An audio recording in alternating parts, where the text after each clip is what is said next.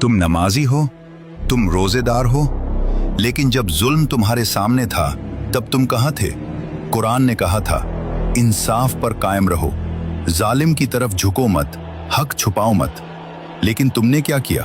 तुमने कहा, हमें क्या लेना देना, हम तो अपनी इबादत कर रहे हैं, सिस्टम से टकराना ठीक नहीं।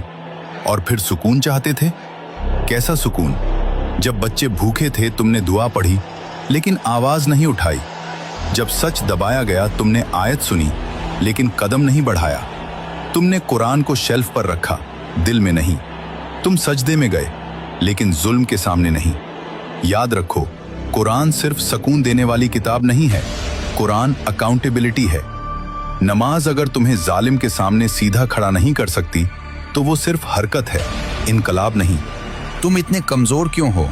तुम्हें मरने से डर क्यों लगता है? क्या तुमने अपनी बीवी पर जुल्म किया सिर्फ इसलिए कि वो बेटा पैदा न कर सकी और तुमने उसे छोड़ दिया?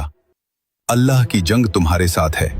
याद रखो, बच्चा देने वाला तुम नहीं, रब है। अगर तुमने अपनी बीवी का खर्च नहीं उठाया, उसकी इज्जत नहीं बचाई, उसके दिल को तोड़ा और फिर दाढ़ी रखकर इंसाफ की बातें की, तो तुम्हारा सजदा तुम्हें नहीं बचाएगा।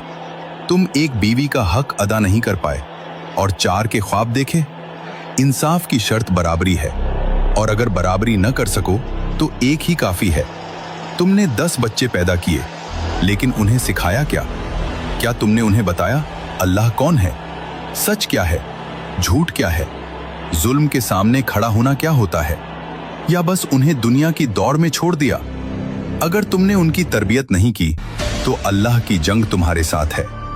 तुम अपनी बहनों की हिफाजत नहीं कर पाए, उनकी आवाज नहीं बने और मुंह फेर लिया, तो अल्लाह की जंग तुम्हारे साथ है।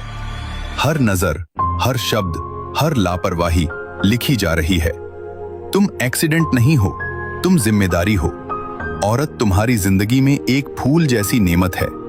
अगर वो तुम्हारी वजह से मुरझा गई, तो उसका हिसाब तुमसे होगा। याद करो वो वादा जो तुम अपने अल्लाह से कराए हो। तुमने कहा था, मैं उठाऊंगा आपकी अमानत, मैं निभाऊंगा हर वो वादा, मैं जुल्म के खिलाफ खड़ा रहूंगा। हाँ, आज वही वादा तुम्हें याद दिलाया जा रहा है। नमाज पढ़कर सो जाना आसान है, जुल्म के खिलाफ खड़ा होना मुश्किल है। घर के अंदर इंसाफ करना उससे भी मुश्किल। लेकिन सुनो, अल्लाह इंसाफ चाहता है सबसे पहले तुम्हारे घर में।